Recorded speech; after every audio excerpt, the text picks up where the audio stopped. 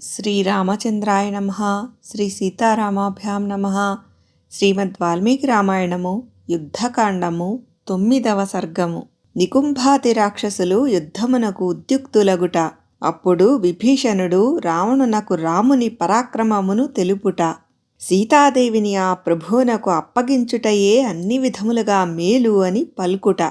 అంతటా నికుంభుడు, రభసుడు, మిగుల బలశాలి అయిన సూర్యశత్రువు, సుప్తఘ్నుడు, యజ్ఞములను ధ్వంసమునర్చెడి మహాపార్శ్వుడు అను రాక్షసుడు, మహోదరుడు, అగ్నికేతువు, దుర్జయుడైన రశ్మికేతువు, మహాతేజస్వి, మిగుల పరాక్రమశాలి, రావణుని కుమారుడు అయిన ఇంద్రజిత్తు, ప్రహస్తుడు, విరూపాక్షుడు, బలశాలి అయిన వజ్రదంష్ట్రుడు, ధూమ్రాక్షుడు, అతికాయుడు, దుర్ముఖుడు అను రాక్షసుడు మొదలగువారు మిగుల క్రుద్ధులై అడ్డకత్తులను, ఈటెలను, బల్లెములను, సోలములను, గండ్రగొడ్డళ్లను, ధనుర్బాణములను, వాడి అయిన మహాఖడ్గములను చేబూని ఒక్కుమ్మడిగా లేచిరి.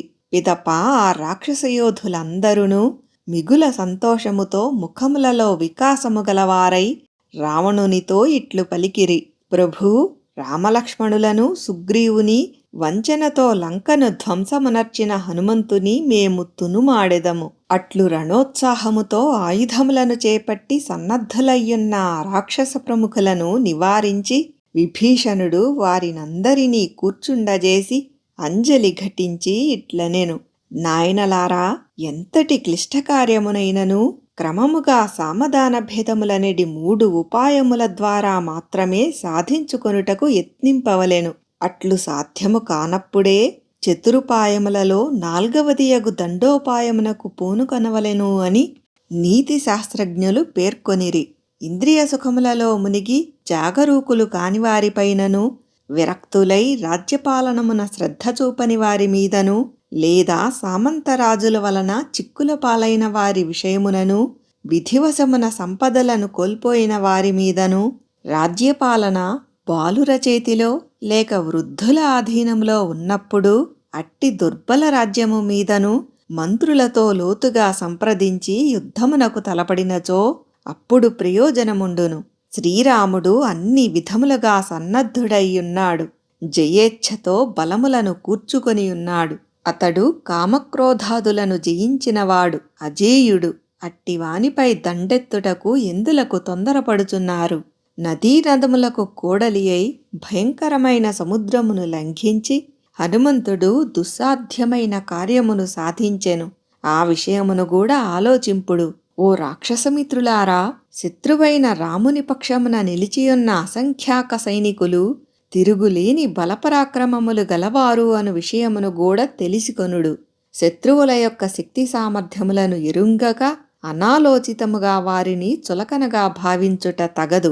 ఇంతవరకును శ్రీరాముడు రావణునకు చేసిన అపకారమేమి? మన ప్రభువే జగత్ప్రసిద్ధుడైన రఘువీరుని భార్యను అనగా సీతాదేవిని జనస్థానము నుండి అపహరించుకొని వచ్చెను. శ్రీరాముడు సమరమున ఖరుని వధించుటను మీరు తప్పుగా భావింపరాదు.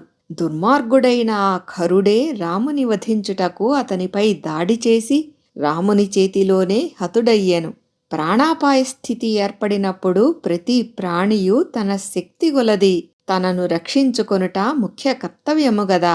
పరస్త్రీని తాకుట వలన అనగా పరసతి అయిన సీతాదేవిని అపహరించుకొని వచ్చుట వలన కీర్తి ప్రతిష్టలు దెబ్బతినును, ఆయువు క్షీణించును.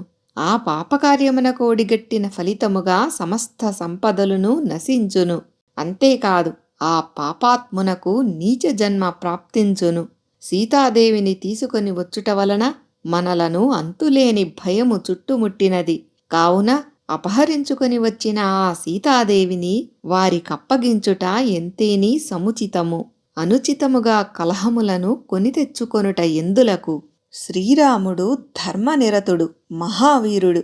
అట్టివానితో వైరమునకు దిగుట తగదు. పైగా అది అనర్థదాయకము. కనుక మైథిలిని ఆయనకు అప్పగించుట యుక్తము. లంకానగరము గజాస్వాది బలములతోడను వివిధములగు పెక్కు రత్న సంపదలతోడను విలసిల్లుచున్నది. అట్టి బంగారు లంకను శ్రీరాముడు తన బాణములతో చిన్నాభిన్నము చేయకముందే జానకిని ఆయన కడకు చేర్చుట మేలు. వానరసేన శత్రుభయంకరమైనది, అపరిమితమైనది, జయింప శక్యముగానిది. అట్టి ఆ సేన మన లంకను సర్వనాశనము చేయకముందే సీతను ఇచ్చివేయుట మంచిది. రామునకు పంచప్రాణములైన సీతాదేవిని ఆ రఘువరునకు అప్పగింపనిచో మన లంకయు సూరులైన రాక్షసయోధులందరూ మట్టిపాలగుట తథ్యము. అన్నా రావణ, నేను నీకు తమ్ముడను, నీ మేలుగోరువాడను అగుటచే నీకు ఇట్లు తెలుపుచుంటిని. ఇది అన్ని విధములుగా హితకరమైనది, మేలైనది కనుక మైథిలిని ఇచ్చివేయుట ఎంతే నీ క్షేమదాయకము. శ్రీరాముని బాణములు శరత్కాలమునందలి సూర్యకిరణముల వలె కాంతులను విరజిమ్మునట్టివి. పదునైన కొనలు గలిగి పిడులతో ఒప్పుచుండునవి, మిగుల బలమైనవి. అట్టి బాణములను అతడు నిన్ను సంహరించుటకై అనగా నీపై ప్రయోగింపక ముందే నీవు ఆ ప్రభువునకు సీతాదేవిని అప్పగించి వేయుట మంచిది. అన్నా, క్రోధము ధర్మాచరణమునకు అవరోధకరము, సుఖమును దూరము చేయును కనుక దానిని విడిచిపెట్టుము.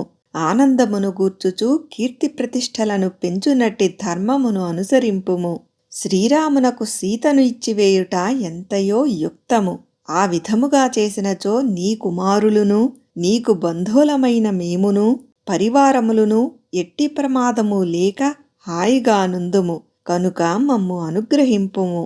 రాక్షసరాజైన ఆ రావణుడు విభీషణుని పలుకులను విన్న పిమ్మట సదస్యులను అందరినీ వీడి తన భవనములోనికి వెళ్ళెను.